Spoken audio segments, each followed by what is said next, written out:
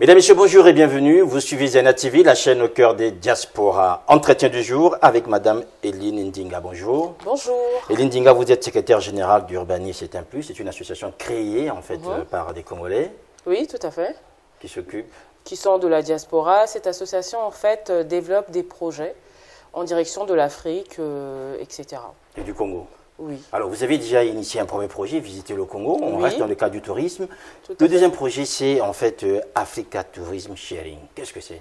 Alors, Africa Tourism Sharing est un projet qui vise à faire la promotion du développement du tourisme en Afrique, comme l'indique le nom.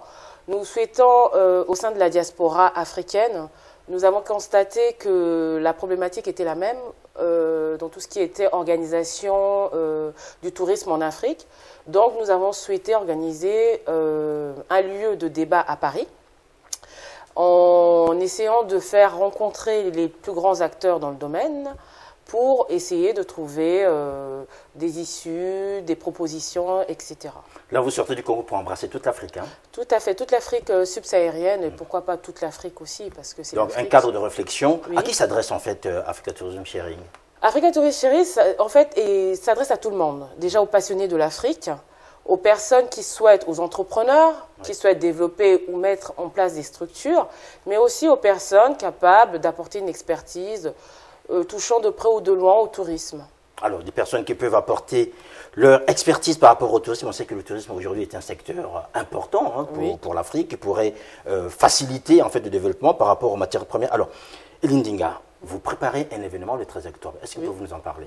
Oui, alors, nous nous réunissons le 13 octobre à l'hôtel Claridge à Paris, sur les Champs-Élysées. Donc, nous avons fait venir Salimata Diop, qui est une grande dame aujourd'hui, car elle milite pour la création de musées au sein de l'Afrique. Elle va être à la tête du premier musée, d'un grand musée africain, qui fait la promotion de la photographie au Sénégal. À Saint-Louis. Oui, tout à fait. Et aussi, en deuxième invité, nous avons Louis-Georges Tin, qui n'est plus à présenter aujourd'hui, président du CRAN, très actif actuellement sur la place ici en France, et qui aujourd'hui aussi a porté un projet sur la création d'un musée sur l'esclavage en France. À Paris? Oui, à Paris, ça a été très récemment. Il y a quelques jours, tout à fait, il y a oui, quelques jours. C'est tout récent. Alors, qu'est-ce qu'on va y faire en fait ce jour-là? Qu'est-ce qu'on va parler concrètement de quoi ces personnalités, les deux personnes que vous avez citées, nous atteindront-elles? D'accord. Ces personnalités vont nous parler de la grande question qui a fait débat il y a quelques mois sur les objets d'art africains. La restitution d'objets d'art africains qui sont aujourd'hui présentés dans les différents musées parisiens, en Europe, etc. Donc, on va débattre pour voir, pourquoi pas, se poser la question. Aujourd'hui, on trouverait légitime que ces œuvres d'art se retrouvent dans des musées en Afrique, et cela pourrait être un facteur de développement du tourisme. Donc, on va échanger autour de ça, essayer de... Alors, il faut quand même dire que cette question de restitution a été initiée par le Bénin. Enfin, il y a d'autres qui l'ont fait, mais le débat est revenu sur la place parisienne à cause du Bénin qui a demandé la restitution de ces œuvres d'art. Pour l'instant, la France résiste. Alors, parmi les personnalités qui étaient attendues, il y avait Syndicat Dokolo. Oui, alors Syndicat Dokolo qu'on ne présente plus, qui est un grand collectionneur d'art, qui nous a vraiment, qui nous porte dans ce qu'on fait, qui devait être là avec nous, mais vu l'ampleur, on a vu l'ampleur comment dire, de son implication surtout dans la question de la RDC. De tout ce qui se passe aujourd'hui en RDC, donc on a dû faire un changement de calendrier, mais bon, ce n'est que partie remise. D'ailleurs, nous tenons d'ailleurs à le remercier pour son soutien et son appui. Donc, nous allons... donc, il n'a pas pu se dégager à cette date. Il a eu un impératif, ce qu'on comprend tout à fait. Donc, voilà. Donc la manifestation aura bel et bien lieu. Bien sûr.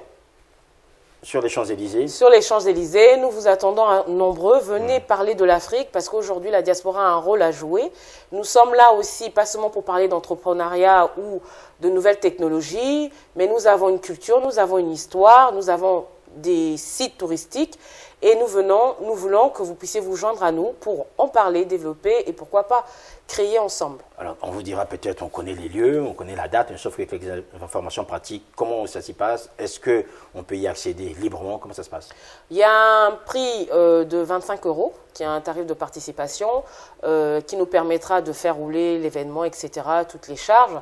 Donc, vraiment, venez nous soutenir nombreux pour voilà, que la réussite de cet événement. Parmi les partenaires, il faut dire aux gens qui nous suivent, parmi les partenaires de cet événement, il y a Zana TV, en fait, puisque c'est moi-même qui vais me charger, en fait, de pouvoir animer cette soirée. Ça se passera le soir, hein. Oui, tout à fait, à 18h. À 18h, donc au Clarisse, sur les Champs-Élysées. Alors, outre aujourd'hui ce premier événement, est-ce qu'il y a d'autres projets dans ce sens-là, en fait? C'est une impulsion que nous donnons aujourd'hui, que Africa Tourisme donne.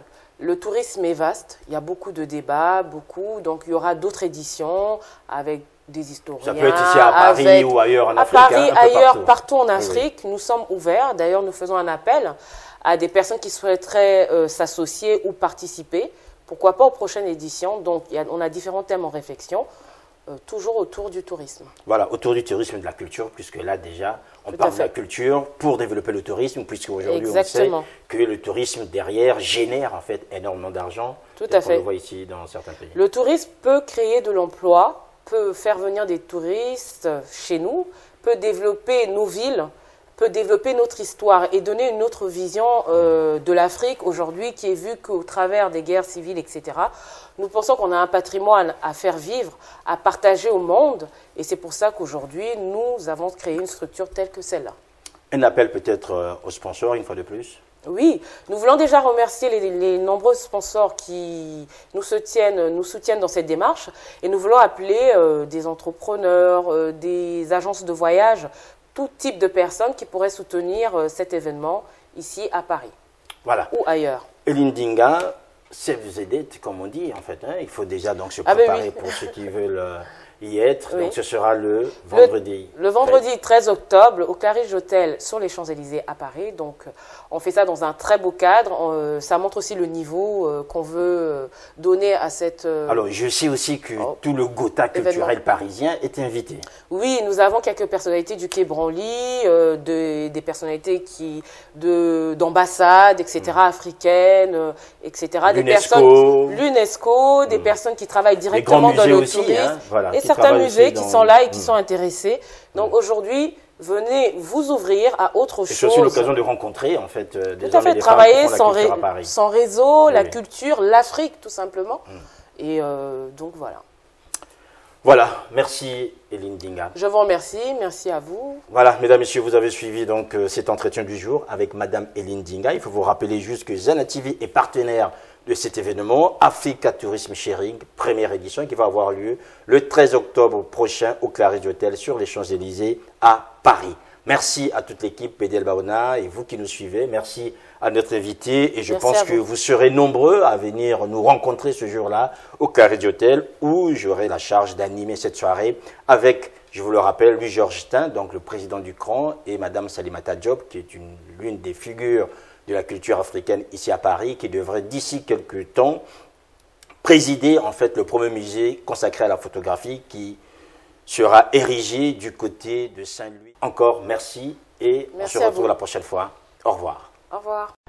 Africa Tourism Sharing, cadre de réflexion et d'échange sur le potentiel touristique de l'Afrique subsaharienne, vous propose une rencontre avec Louis-Georges Tin et Salimata Diop sur le thème « L'histoire, l'art et la culture, levier de développement pour l'Afrique ». Pourquoi le Bénin demande-t-il la restitution de ses biens culturels volés pendant la colonisation? Save the date, 13 octobre 2017 au Claridge, Champs-Élysées, Paris. Infos et réservations sur wizevent.com/africatourism-sharing.